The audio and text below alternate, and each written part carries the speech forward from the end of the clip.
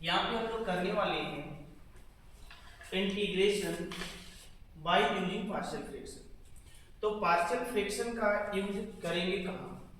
Partial fraction का use करने के लिए कहाँ करेंगे, कैसे करेंगे, है ना? और ये पार्शियल फ्रैक्शन के द्वारा ही क्यों करेंगे ये समझिएगा। हम लोग यहाँ पे देखेंगे सबसे पहले फंक्शन आपका होना चाहिए रेशनल। रेशनल फंक्शन बोलने का मतलब पी एक्स और नीचे आपका होना चाहिए क्यू एक्स। तो अगर P x by Q x के फॉर्म में आपका कोई भी फंक्शन दे रहा है तो समझेंगे कि ये मेरा फंक्शन जो है ना वो रेशनल फंक्शन दे रहा है। और जहां भी रेशनल फंक्शन देगा वहां पे आप पार्शियल फ्रैक्शन के बारे में सोच सकते हैं।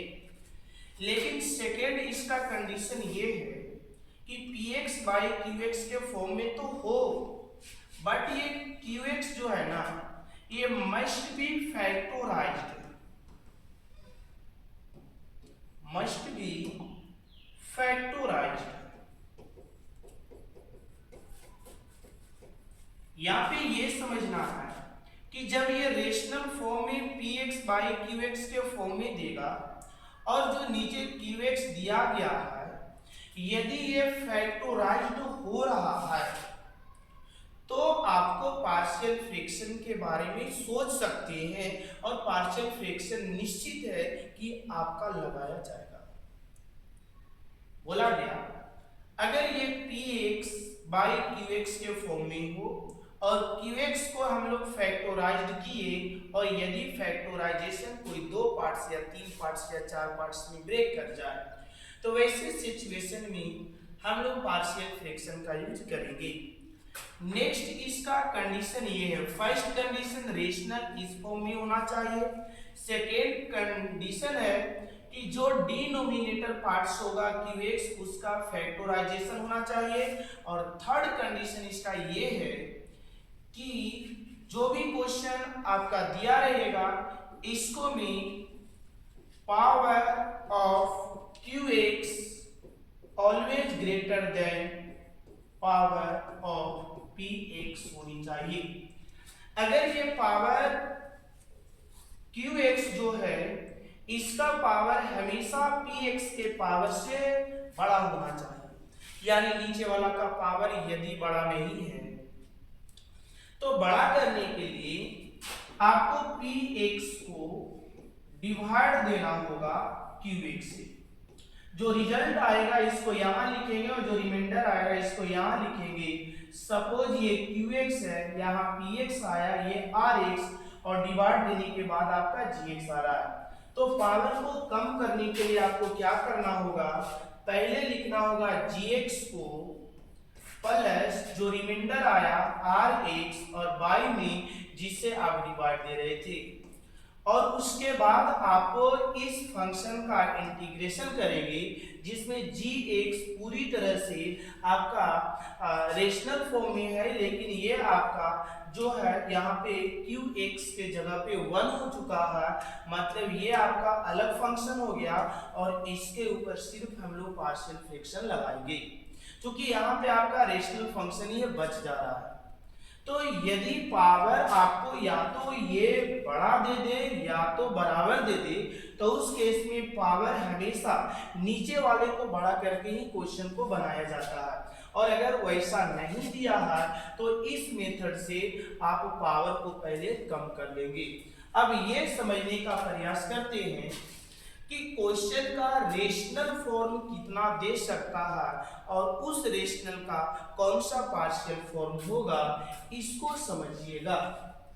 जैसे यहाँ पे हम लोग देखते हैं 2 फॉर्म, एक तो रेशनल फॉर्म और दूसरा पार्शियल फॉर्म। क्वेश्चन इस फॉर्म में आपका दिया हुआ रहेगा और आपको बनाना है तो उसको पहले पार्शियल फॉर्म में चेंज करेंगे, उसके बाद क्वेश्चन को बनाएंगे। तो देखते हैं कि कौन कौन सा रेशनल फॉर्म होता है। पहला, ऊपरे पी एक्स दिया हुआ है, नीचे देगा x प्लस ए इंटू एक्स प्लस बी, देखो ये प्लस या माइनस हो सकता है, बट नीचे दो पार्ट्स होना चाहिए। जब ये रहेगा रेशनल तो इसका पार्शियल हम लोग कंसीडर करेंगे capital A by x plus A, capital B by x plus B. तो ये इसका रेशनल हो गया, ये इसका पार्शियल हो गया। दूसरा जो एग्जाम्पल होगा px बाई यदि x प्लस ए का होल स्क्वायर आ जाए, तो होल स्क्वायर का पार्शियल होता है a by x plus a plus b by x plus a का होल स्क्वायर।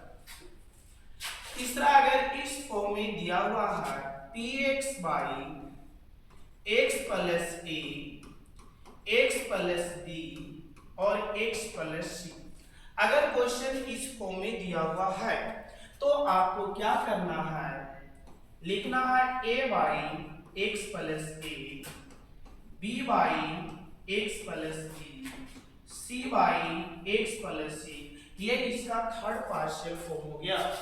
नेक्स्ट चौथा टाइप जो आपको देता है ये px by x plus a का होल स्क्वायर साथ में एक्स प्लस बी दिया है। इसका पार्शियल लिखते हैं a by x plus a plus b by x plus a का whole square plus c by x plus b लिखते हैं। ये चौथा पार्शियल हो गया। अब अगर इसका पांचवा पार्शियल देखते हैं तो ये आपको मिलता है px by x square plus b x plus c into में एक्स प्लस ए। तो यहाँ पर ध्यान देना है ये जो x square plus b x plus c है, इसको अगर आप दोबारा फैक्टोराइज करने का प्रयास करेंगे तो इसका फैक्टोराइजेशन अब नहीं होगा, और अगर इसका फैक्टोराइजेशन होगा तो ये क्वेश्चन या तो फोर्थ वाला फॉर्म में आ जाएगा, नहीं तो थर्ड वाला फॉर्म में आ जाएगा। और जब इसका पार्शियल नहीं होगा तब ये पार्शियल आपको लगाना है इस रेशनल को।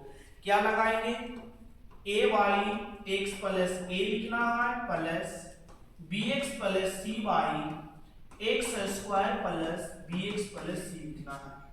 तो आप लोग समझे कि कौन सा रेशनल रहेगा तो कौन सा पार्शियल लगाएंगे। तो ये आपको याद करके रखना होगा। क्वेश्चन आपको इस टाइप का देगा और आपको क्वेश्चन को उस फॉर्म में पहले चेंज करना होगा, उसके बाद इंटीग्रेशन करते हैं। जैसे नीचे दो टर्म है, दोनों डिफरेंट है, तो ए और बी अलग अलग लिए। अगर दोनों इक्वली हो जाए तो जैसे x प्लस ए है यहाँ भी a हो जाए तो ये होल स्क्वायर हो जाएगा। होल स्क्वायर के केस में a बाई एक्स प्लस ए और b बाई आप होल स्क्वायर लेंगे। अगर ये तीन टर्म दिया है तो हम लोग यहाँ तीन मानेंगे।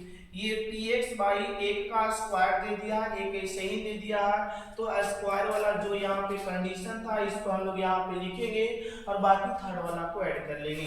फोर्थ में आपको बताया गया px by x plus a साथ में x square plus b x plus c हो।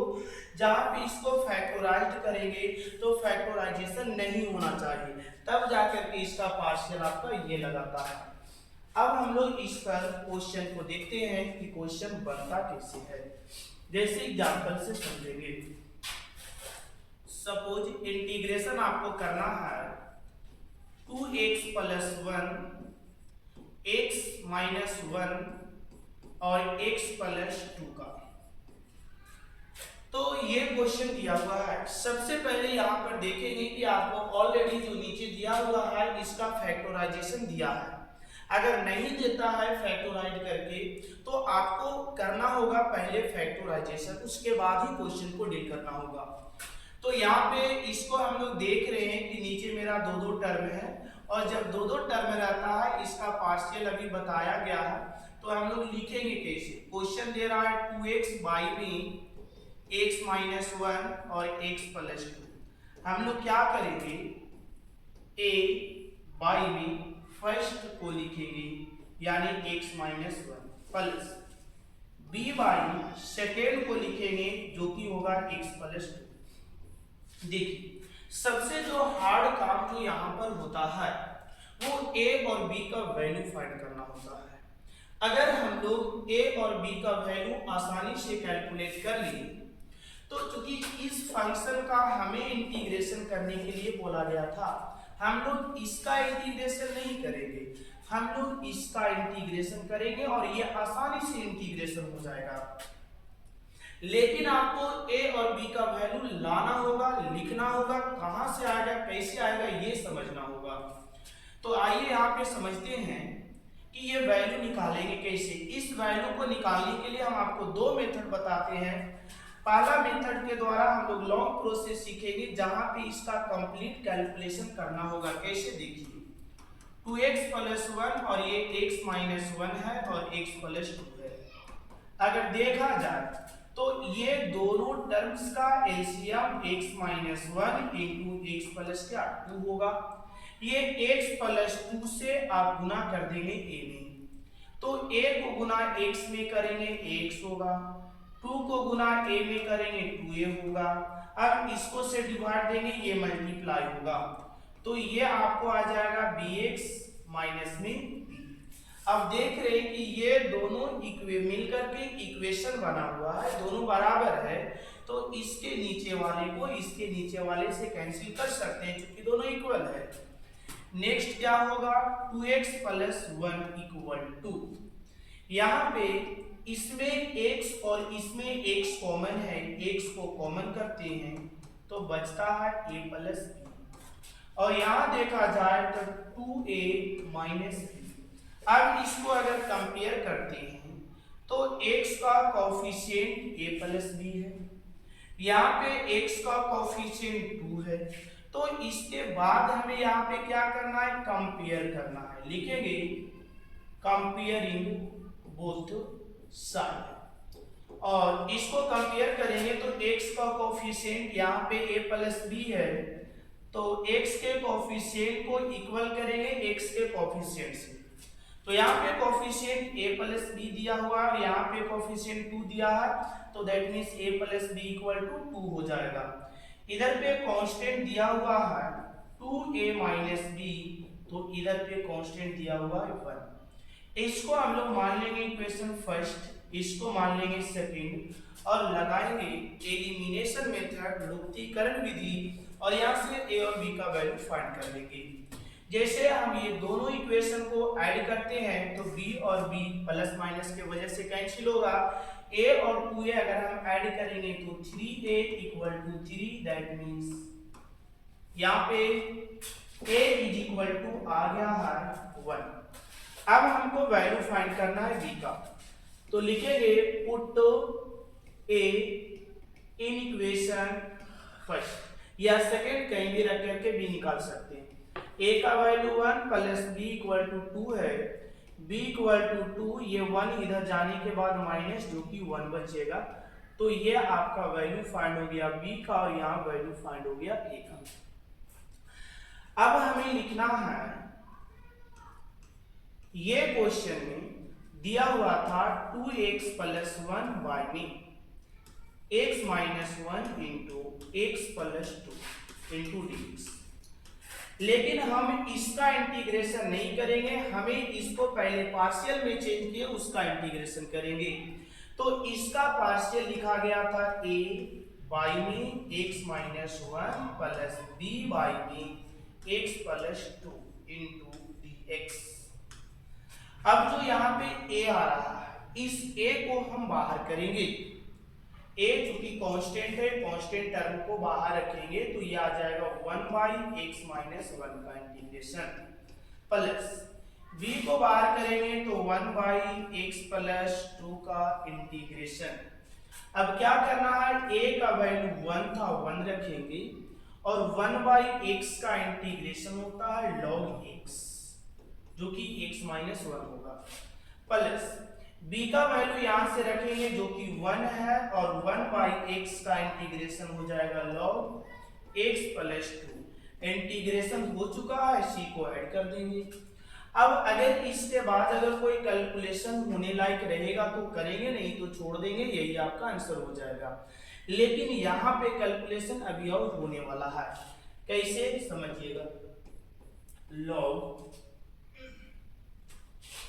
x minus 1 plus log x plus 2 plus में c था। इसको m मानेंगे, इसको n, तो log m plus log n का फॉर्मूला आ रहा है, जिसका फॉर्मूला होता है log m इंटू n। तो ये हो गया इसका आंसर। तो सबसे ज्यादा जो हमें तकलीफ उठाना पड़ा वो a और b का वैल्यू को फाइंड करने में। तो यहाँ पे हम लोग ये सीखेंगे कि बिना इतना कैलकुलेशन किए हुए डायरेक्ट भी a और b का वैल्यू निकाला जा सकता है। कैसे निकाला जाएगा हम लोग इस पर ध्यान देंगे। बिना ये इतना कैलकुलेशन किए हुए डायरेक्ट वैल्यू निकालेंगे। कैसे निकालेंगे, सेम क्वेश्चन को हम बना के दिखाते हैं। क्वेश्चन आपका दिया हुआ था 2x प्लस 1 बाई में x minus 1 into X plus 2 into x. क्या करेंगे समझिएगा। आपका 2x प्लस 1 है, नीचे x माइनस 1 और into X plus 2 equal to a by x minus 1 plus b by x plus 2।